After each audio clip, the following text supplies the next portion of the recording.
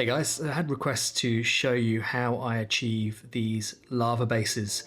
Now they're super easy and quick to put together, but they just take a few steps, and I've got this one done for this salamander here, who I think looks fantastic. But yeah, I thought we'd just take today to go through step by step how I achieved this lava base, because lava isn't always the easiest thing to do, and I hope you enjoy and hope you learn something. But yeah, let's paint. So for this base, I have got a 3D printed kind of rock formation here. However, you can use some kind of 5mm cork and kind of tear bits off and put it on top and just chip away at the cork to get a same kind of rocky result. But I've got a 3D printer, so I thought I'd just print these little parts here to get us started. I'm then going to take some battle rocks. These are army painter battle rocks, and all I've done is taken one of them and just broken them down into these tiny little pieces. So the first stage is going to be using an old brush, and I'm going to be taking a little bit of PVA glue, applying it to the base pretty liberally, and then I'm going to place some of these chunks down on the base using some tweezers just to build up some tiny little chunks of rock and debris that are floating around in the lava, and this is going to be all we're going to be doing on the bottom of the base here. So take your time and just kind of build up little chunks of various sizes until it looks good to the eye, but I normally go for larger chunks as you get towards the base, the center of the base, and then smaller ones as you get towards the outside. And with that stage done, you should have something that looks like this. So you've got these little lava chunks now with the space in between where we're going to do our object source lighting from the lava coming from beneath. Now all I'm going to do for the top of the base here is I'm just going to apply a couple of little patches of PVA, and I'm going to add a little bit of fine grit sand just to put a little bit of variation on the base, as this is fairly plain, and it's just going to help us when we later dry brush this to bring out a bit more definition and a bit more interest. Okay, so the base has now been primed black, and all I'm going to be doing is coming in with some AK dark grey to build up the colour on the rocks. So kind of using this as a bit of a zenithal from above, but leaving that deepest, darkest black in the shadows.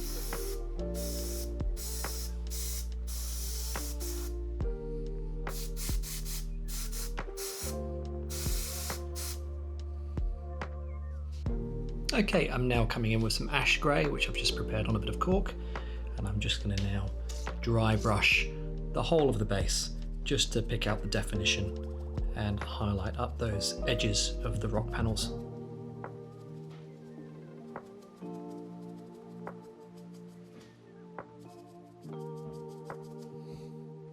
And the last dry brush I'm going to use here is English grey, and I'm just going to repeat the same step.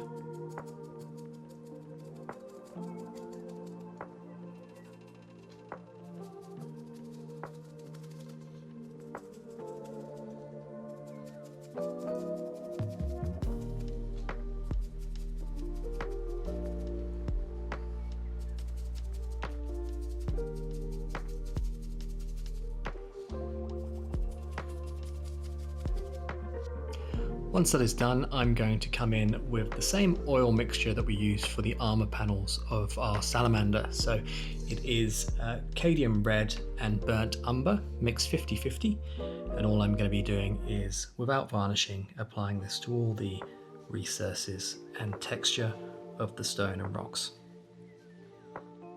And this is a really lovely kind of rust colour that gets into the recesses and builds up the beginning of our dusty volcanic rock.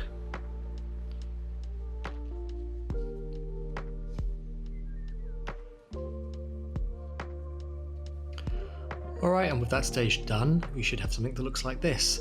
So all I'm going to do now is we're going to take some titanium white ink through the airbrush, and we're going to be highlighting around the bottom of the base, not worrying about hitting the rocks, but also from below shooting up to the rocks that are underneath the outcropping, so we're going to catch the edges there too. So this is going to build up the foundation for our glow and lava effect.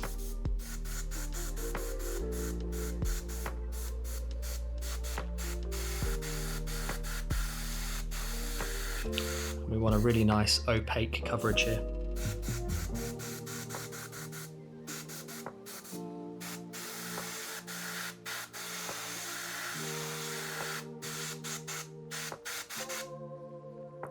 Like so. Next we're going to take some AK Fire Orange, which is this beautiful fluorescent orange, and we're going to shoot it into the same areas that we did before, paying special attention to the base, but also shooting it into the underneath areas which are reflecting the glow of the lava from below.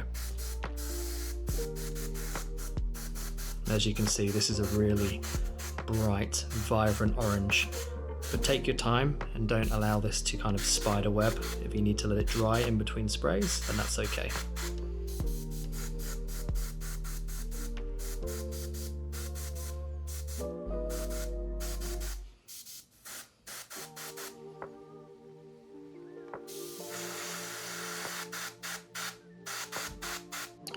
Now we're going to come in with some red ink. So this is Naphthol Crimson from Liquitex, and we're going to be a little bit more selective about where we place these red highlights. So we want to leave quite a lot of the orange towards the bottom, but we also want to bring in this cooler kind of tonal variation in up onto the rocks, to give the illusion that the hottest point is near the bottom where you've got that brightest orange.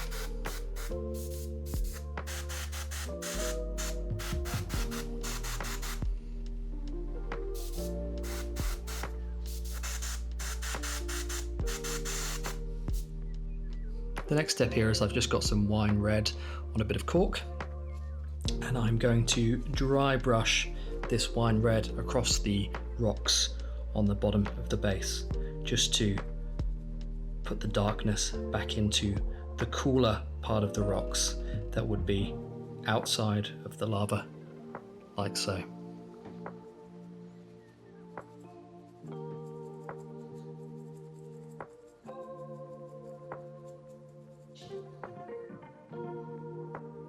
I'm then going to take some AK Rubber Black and repeat the same step.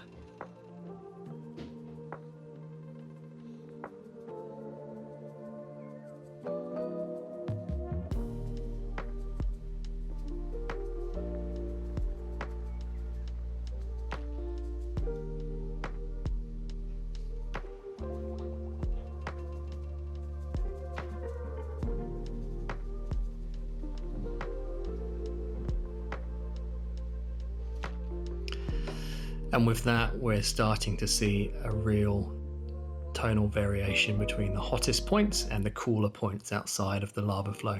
So now is the fun step. So we're going to be taking a little bit of just AK white on a nice fine tip brush, and we're going to start painting in some lines within the lava flow between the rocks. So you want to keep these fairly thin, and they don't have to be perfect, because we are going to highlight over those next with some fluorescent yellow. So take your time with this step, just catching where you feel is the best place for that extra bit of punch between the rocks. And with that step done, you should have something that looks like this. So next step, we're going to take some fluorescent yellow ink from Liquitex now, and I'm going to put this on my brush and just paint over some of the lines that I've just applied with the white.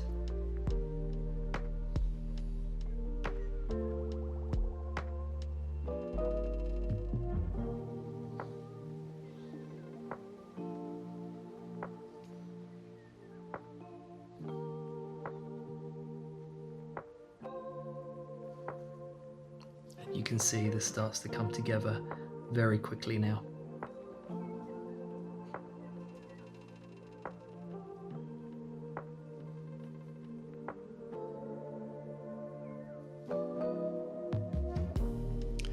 with that, our base should be looking like this, and I think it looks wonderful. So I'm just going to black out the rim now and attach our salamander, and then we can move on to the final steps. And with that, our lava base is complete. So as you can see, I added a few tufts. These are the burnt tufts from gamer grass, but any tufts would do. You can even, give them a bit of a brush with some black or lighter grey if you wanted to char them off a little bit. But I think he looks fantastic, and all I've done to tie him to the base is to put down some pigment powder around the bottoms of the feet and spray a little bit more wine red from below, hitting those armor panels. But I think the result is really, really good for the time it takes to put one of these together. So I hope you enjoyed this basing tutorial. Please leave your comments down below, let me know what you think. And as always, I'm keen to hear if you would like to see any other basing techniques to do a tutorial on. I'm always open to suggestions for what the coming videos should look like. But yeah, I hope you've enjoyed today, and I look forward to seeing you guys in the next one.